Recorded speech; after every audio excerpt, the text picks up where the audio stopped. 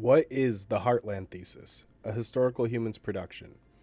The Heartland Thesis, or Heartland Theory, was a pivotal philosophical concept that shaped the geopolitical thinking of the 20th century. It held sway over military tactics and political thinking employed during World War II, the Cold War, and the Vietnam War. This begs the question, what is the Heartland Thesis? The Heartland Thesis was first proposed by English geographer and historian Sir Halford Mackinder in 1904 and expanded upon in 1919 at the end of World War I.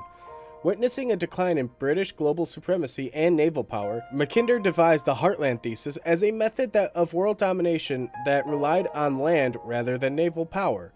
Mackinder divided the world into three key parts: a heartland from which a nation could expand in order to dominate the world, a world island that would serve as the territory over which this heartland nation would rule, and a periphery that consisted of all the remaining landmass in the world that would be forced to acknowledge the supremacy of the heartland once the world island had been conquered.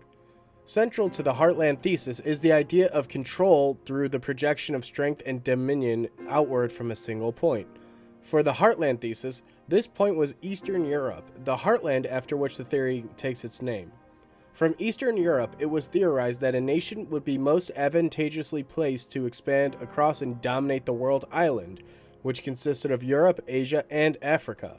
Control of this world island would then, in theory, create a military power that would leave all other nations in the world located in the periphery of the Americas and Oceania with no choice but to submit to its will. Eastern Europe was selected to serve as the heartland by Mackinder for its abundance of natural resources required to sustain an industrialized military.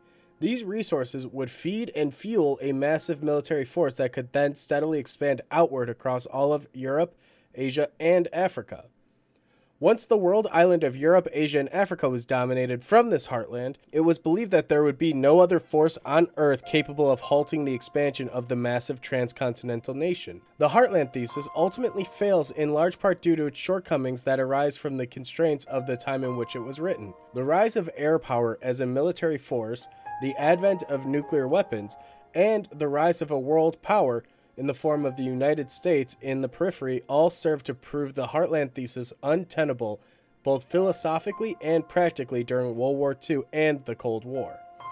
The greatest innovation of the Heartland Thesis was the idea that a non-naval military power could serve as a globally dominant force.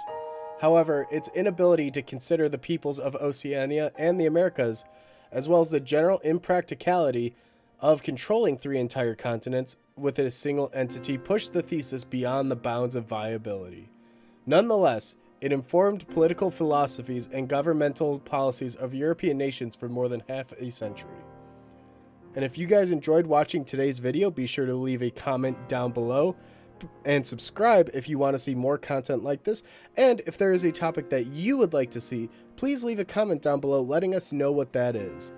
And guys, please be sure to check out all of our social medias listed down below. Thank you for watching, and we'll see you guys next week.